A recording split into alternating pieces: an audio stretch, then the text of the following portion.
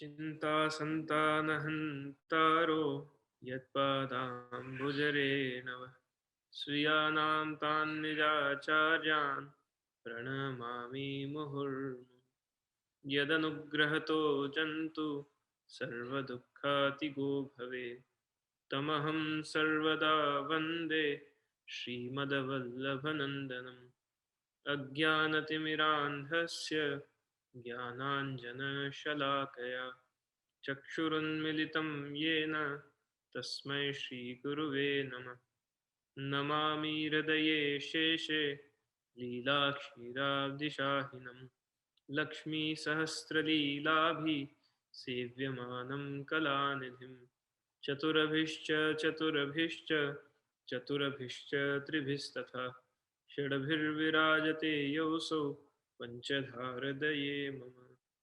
Today we will be talking about what Bhagavad Gita teaches us and who is the singer of this divine song. We have songs for every occasion. In India, music and songs have been a very essential part of lifestyle, of good or bad occasions, whether someone dies or whether someone is just born. There is song for every occasion. And when we as humans we sing something, we call it Gita. And when the divine, he sings a song, it is called Gita. We have songs dedicated to each and every special occasion, but the song of the war of Mahabharata is known as Bhagavad Gita. Bhagavad means God himself, Bhagavan, and Gita means the song which is sung by the divine himself. In the past sessions we have learned and known different aspects of Bhagavad Gita in different ways, whether it is to lessen the anxiety or to bring a balance between mind and body. Today there will be some specific points on which we will be focusing on. To know Bhagavad Gita, firstly we should know who is the one who is singing it. Shri Krishna is the Avatari, the Parabrahma himself, the one who takes all the incarnations and manifests himself in different forms to fulfill the devotion and bhava of his own devotee. Jagat Guru Srimad Vallabhacharya Ji in Purushottam Sahasranam, he states that Parabrahmavatarana Keshava Kleshanashana Bhumi Bharavatarano Bhaktartha Akhila Manasa.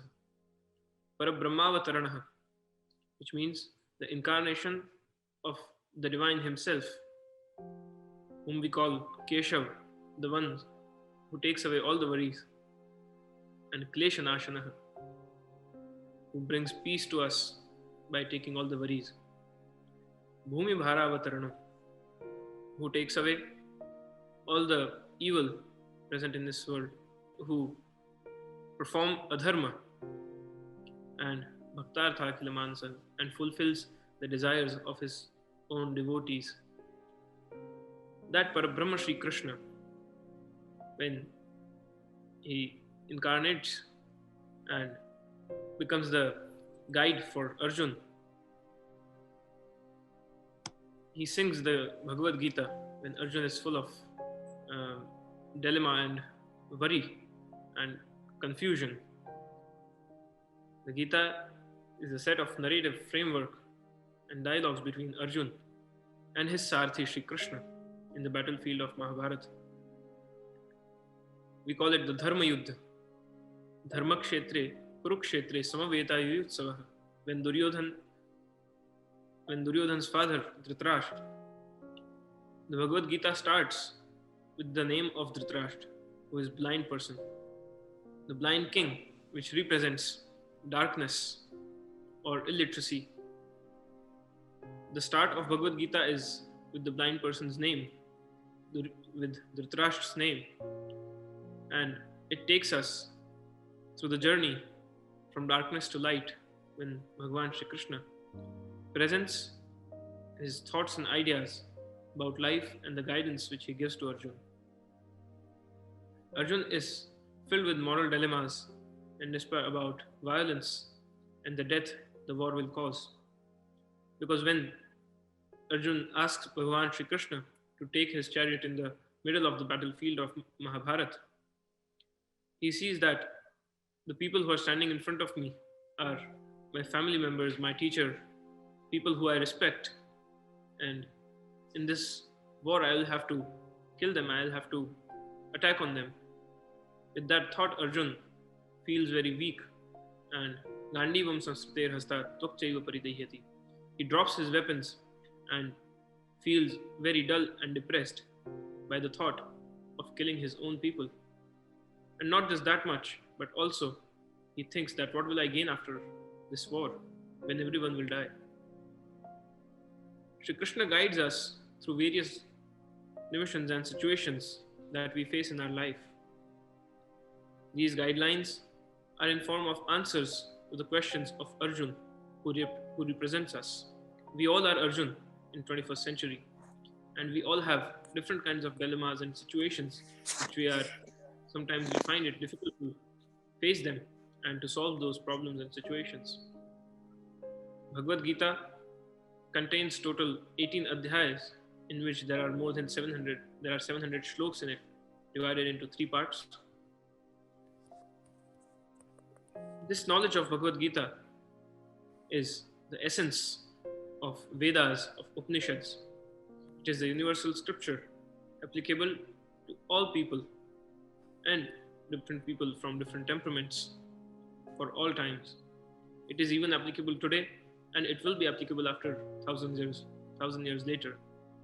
So Bhagavad Gita is the knowledge which guides us throughout the timeline, and it has guided many people, many leaders of this world, and it has become the guiding force for many in this world to fight against their depression, to fight against their situations and problems. It is also a management book. It is also a great book for politicians, for all kinds of people. Bhagavad Gita has been a great source of guidance. It is the book with similar thoughts and practical instructions on yoga, devotion, Vedanta, and the action. The Bhagavad Gita has influenced many great thinkers over the years. There are 3 major thoughts presented in Bhagavad Gita which mention karma, jnana, and bhakti. The karma yoga, which Bhagavan states in Bhagavad Gita, in chapter 3, verse 8, perform your prescribed duty, for action is better than inaction. A man cannot even maintain his physical body without work. So for us, what karma means is to perform your rightful action. Even to maintain our body, Bhagavan says that we need to do something. We can't just sit on a place. We have to stand up, we have to eat, we have to perform action, to do anything. So, know your duties and perform your actions upon those duties. We have different kind of duties in our lifetime. Some are duties towards our family, towards our Dharma, duties towards our nation. There are different kinds of duties, and each person has to perform those duties to be a part of the society. The second, yoga which means to connect or to unite. Next is the Jnana Yoga. In chapter 4, verse 10, Bhagavan states that freed from mundane attachments, fear and anger, and absorbed in thinking of me, which means thinking of Bhagavan himself, many people have taken refuge in me and become purified by the knowledge and atrocity, and attained love for me. So, attaining the knowledge, which is Jnana, who is the God, who is the Jeev, and how a Jeev can attain and experience the divine, having that knowledge, is Jnana Yoga. And then comes the Bhakti Yoga, of all yogis, those whose mind are always absorbed in me and who engage in devotion to me with great faith, them I consider to be the highest of all. So the ones who have connected and surrendered in the complete way to the divine lotus feet of Shri Krishna, with all their actions, with all their knowledge, the ones who perform their duties towards the divine, because ultimately He is the true essence of everything. Those are considered, as per Bhagavad Gita, as per Bhagavan himself, those are considered the highest of all. These are the three concepts which are at the foundation of the bhakti. Bhagavad Gita has a lot more teachings to it. Today we will be focusing on some basic principles and teachings of Bhagavad Gita. The Bhagavad Gita is a storehouse of knowledge. It is the oldest and the most thought motivational book.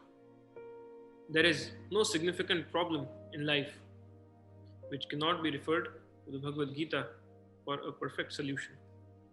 Here are some major teachings from Bhagavad Gita. First, it says, you should not worry. Because you have devoted yourself to Shri Krishna, everything which happens is because of his wish. And you just can focus on your actions, but not on your results. The results are not in your control. So don't worry, just perform your action. Karmanyevadhikaraste ma phaleshu kadachana. The second teaching which Bhagavad Gita gives is whatever happens for the good. There is a reason behind everything. God might have thought for something better. He might have a better plan for us. So whatever happens for a good reason. Because every situation gives us some experience and a new outlook of how the world works and how we can grow more. Failures are the best teachers. We say that. Change is the law of universe. Even the meaning of Bhagavad Gita has changed itself throughout the time. People before 100 years found a different meaning of Bhagavad Gita than people found it today. And there will be a different meaning for people in the future. So Bhagavad Gita gives us different meanings according to our situations. But at the same time, there will be changes in this world and we need to accept it and move further. This body is not yours. Neither are you of the body. Dedicate your being to God. Your actions, your senses, everything, your life itself, you have no control over it. You can control the birth, but you cannot control your death. You don't know when it will come. So you don't know that the next morning are you going to wake up or not. Dedicate your being to God. You living itself is a blessing.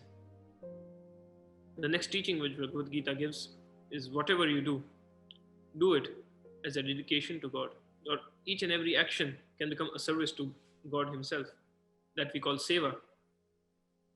So your actions, if they are in a direction towards attaining Shri Krishna or towards revealing the true reality of this universe, your actions will become seva or selfless service.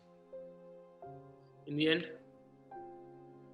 with Shri Krishna's kripa, we strive after striving sincerely. If we fail, that is Shri Krishna's will. We must accept it. If we succeed, it is his blessing. We can just try to succeed or not. It is in his hands. So our actions should be towards Shri Krishna and the result will be in his hands. Just be dedicated and firm your surrender in his lotus feet.